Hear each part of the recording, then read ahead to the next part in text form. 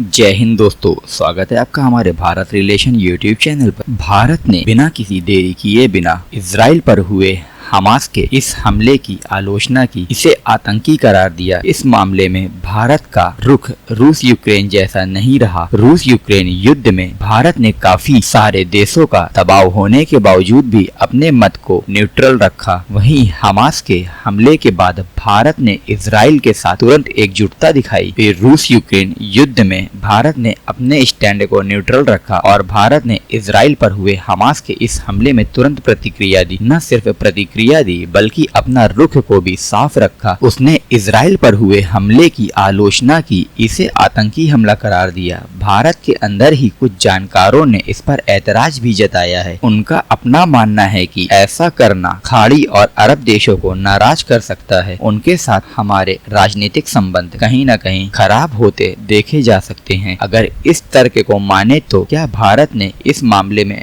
अपनी प्रतिक्रिया देने में जल्दबाजी कर दी है? आप सभी अपनी राय नीचे कमेंट सेक्शन में दें। सच तो यह है कि दोस्तों, इस पूरे मामले में भारत ने काफी ज्यादा स्टडी की और ऐसे आतंकवादी हमलों को देखते हुए उसने गहन अध्ययन किया और तब भारत ने अपने रुख को बहुत सुलझे हुए तरीके से अपने स्टैंड को यहाँ पे इजराइल के साथ खड़ा किया। ऐसी आतंकवादी घटनाओं को देखते हुए भारत ने इस पर घोर अध्ययन किया। इस मामले में भारत का रुख बहुत सुलझा हुआ है। भारत ने बहुत सोच विचार कर इजराइल को बिना शर्त समर्थन दिया है। भारत ने इसके जरिए दिखा दिया है कि वह किसी भी रूप में आतंकी हमले की निंदा करता है। आज भारत अगर यूं ही चुप्पी साध कर बैठ जाता तो आतंक के खिलाफ अपने पक्ष में उसे दुनिया के दूसरे देशों को एक साथ में लाना मुश्किल हो जाता। भारत से ज्यादा भला कौन आतंकवाद से पीड़ित रहा है? यहाँ तक कि भारत में कई मुस्लिम संगठनों ने भी इजराइल में निर्दोषों पर हुए हमले और उनको निशाना बनाए जाने को लेकर के हमास की कड़ी निंदा की और कई देशों ने जातिवाद भेदभाव वाले संगठनों ने खुशियां जताई और अपने देशों में जश्न मनाया। हालांकि प्रधानमंत्री श्री मोदी जी के बयान को भी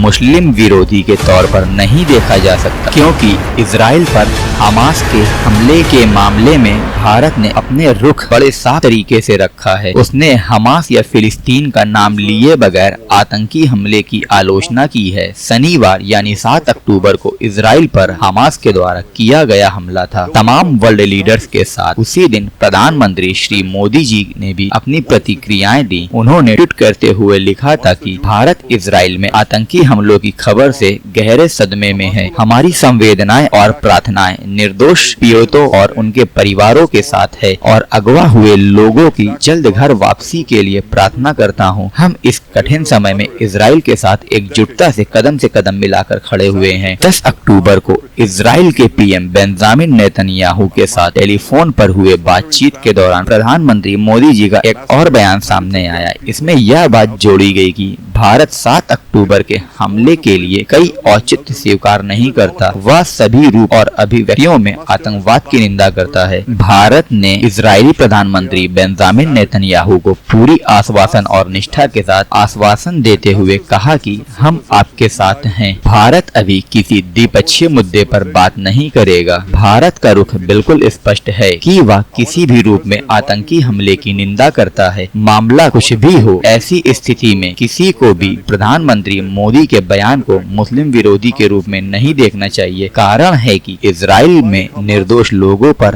हमास के आतंकी हमलों की निंदा की है। खबरों की माने तो यहाँ तक कि मुस्लिम समुदाय के वरिष्ठ लोगों ने भी सरकार से संपर्क करके समर्थन दिया है। उन्होंने कहा है कि वे भारतीय मुसलमानों को शिक्षित करने और उन्हें इजराइल फिलिस्तीन विवाद और इस आतंकवादी हमले के बीच का अंतर बताने के लिए तैयार हैं। दोस्तों, आप हमारे चैनल को सब्सक्राइब कर लीजिए, क्योंकि इजराइल फिलिस्तीन और रसिया यूक्रेन वॉर की अभी बहुत सी न्यूज निकल कर सामने आना बाकी है। इससे जुड़ी और कोई भी जानकारी निकल के सामने आती है मैं आपके साथ साझा करूंगा। मिलते हैं नेक्स्ट वीडियो में। Thank you for watching video.